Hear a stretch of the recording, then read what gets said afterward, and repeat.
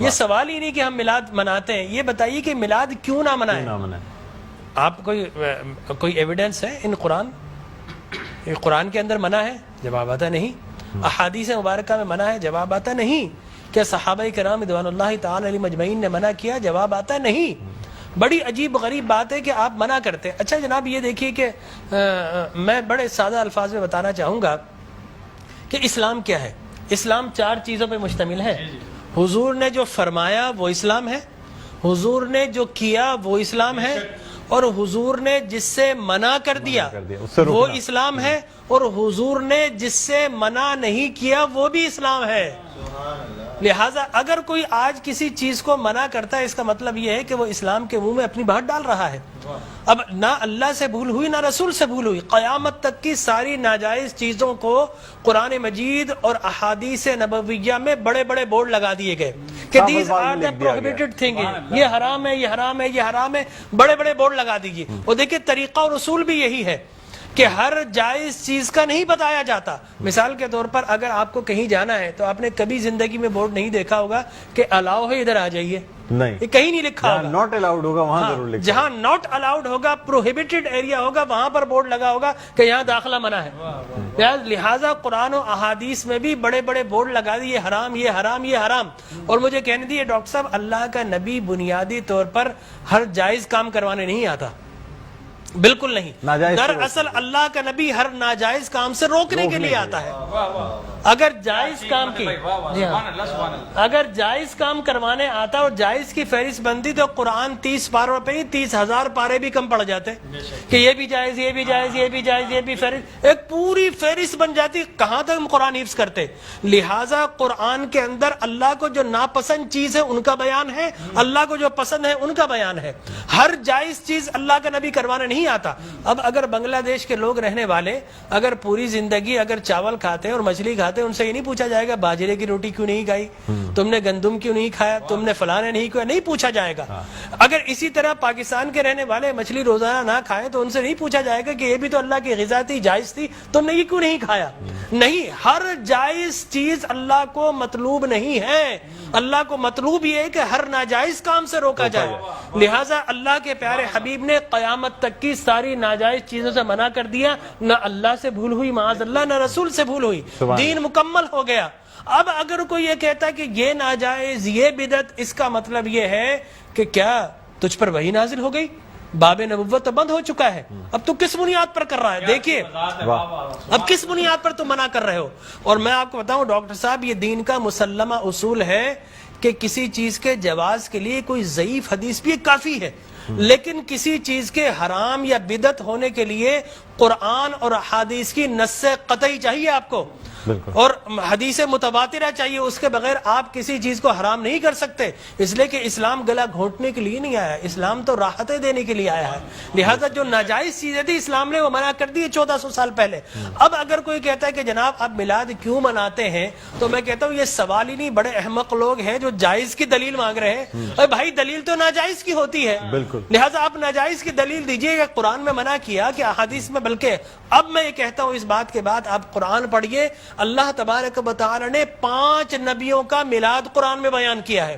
حضرت آدم علیہ الصلوۃ والتسلیم کے میلاد نامے قرآن کے 5 رکوع پر متفرق، پہلا واقعہ ہی میلاد نامہ آدم ہے، فرشتوں کو جمع کیا، میں آدم کو پیدا کرنے والا ہوں، کیا کریں؟ سیلیبریشن کرو۔ آدم کی ولادت کا موقع، نفخت فیہ من روحی فقعوا لہ ساجدین، جیسے ہی میں یہ آنکھ کھول دے، یہ پیدائش ہو جائے، ولادت ہو جائے، تو تمہیں کیا کرنا ہے؟ اس کو سجدہ کرنا ہے۔ اللہ تبارک و تعالیٰ فرماتا ہے کل مجمعون الا ابلیس، سارے فرشتوں نے سیلیبریٹ کیا، آدم کو سجدہ کیا سوائے ابلیس کے۔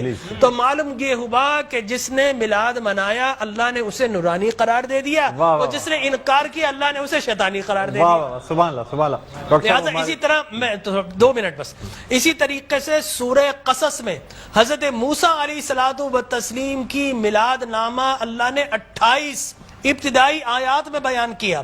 اور حضرت یحییٰ علیہ الصلوۃ والتسلیم کا میلاد نامہ سورہ مریم میں کیا سلام علیہ یوم ولیدہ، سلام ہو یحییٰ پر کس دن؟ جس دن وہ پیدا ہوئے. لہذا نبی پیدا ہو رہا تو اللہ سلام بھیج رہا ہے. اور پھر حضرت عیسیٰ فرماتے والسلام علیک یوم ولدت ویوم اموت ویوم ابعث حیا، سلام ہو مجھ پر جس دن میں پیدا ہوا. سرکار نے فرمایا. اور پھر اللہ تبارک و تعالی نے ووالدین وما ولد کہہ کر حضور کے میلاد کو بیان کیا. اور حضرت مریم کی میلاد کو اللہ نے سورہ آل عمران میں بیان کیا. پھر سرکار نے فرمایا کہ میرے غلام الجمعۃ عید للمسلمین. لوگ کہتے ہیں 2 عیدیں، تیسری عید مل گئی. حضرت عمر بن خطاب سے پوچھا کہ یہ الیوم اکملت لکم دینکم، یہ آیت ہمارے نبی پر نازل ہوتی تو ہم 2 عیدیں مناتے، ہم تو بطور عید مناتے. حضرت عمر نے حضرت ابن عباس دونوں سے احادیث فرمایا میاں تم ایک عید کی بات کر تو ہماری تو 2 3 عیدیں تھی اس دن. وہ یوم عرفہ تھا مسلمانوں کی عید کے دن، وہ جمعۃ المبارک تھا مسلمانوں کی عید کے دن، وہ تکمیل دین کا دن تھا، وہ مسلمانوں کی عید کا دن ہے. لہٰذا یہاں پر تو پہلی، دوسری، تیسری، چوتھی، 5ویں نہ جانے کتنی عیدیں. اور صحیح مسلم کی حدیث مبارک رسول اللہ نے 5 عیدیں بیان فرما دی. ایام تشریق، یوم نحر، اس کو سرکار نے عید قرار دیا. لہٰذا معلوم یہ ہوا کہ سرکار دو عالم. اور پھر میں عرض کر رہا تھا کہ آدم پیدا ہوئے، فرمایا الجمعۃ عید للمسلمین، جمعہ مسلمانوں کی عید کا دن. فرمایا رسول اللہ کیوں؟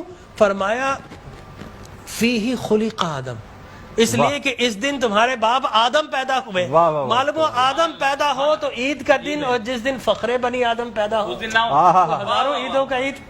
یہ عید بھی ہے اور یقینی طور پر جشن بھی ہے. دیکھیے حضرت عیسیٰ ابن مریم علیہ الصلوۃ والتسلیم پیدا ہوتے نا، اللہ تبارک و تعالی حضرت مریم کے پاس پینے کے لیے کچھ نہیں تھا. اللہ فرماتا وَهُزِّ إِلَيْكِ بِجِذْعِ النَّخْلَةِ تُسَاقِطْ عَلَيْكِ رُطَبًا جَنِيًّا، اے مریم گھبرا مت، اللہ کے میرا نبی آنے والا ہے، اس کی ولادت ہونے والی ہے، یہ سوکھا ہوا درخت ہے، اس کو ہاتھ تو لگا. حضرت مریم جیسے ہی ہاتھ لگاتی ہیں اللہ تبارک و تعالی میلاد عیسیٰ کی خوشی میں اس کو ہرا بھرا کر دیتا ہے اور پانی جاری و ساری کر دیتا ہے. تو اللہ تبرک بھی دیتا ہے، اللہ تبارک و تعالی اسے سیلیبریٹ بھی کرتا ہے. تو یقینی طور پر میلاد النبی صلی اللہ علیہ وسلم کے اگر جواز کی آپ بات کریں گے صبح ہو جائے گی.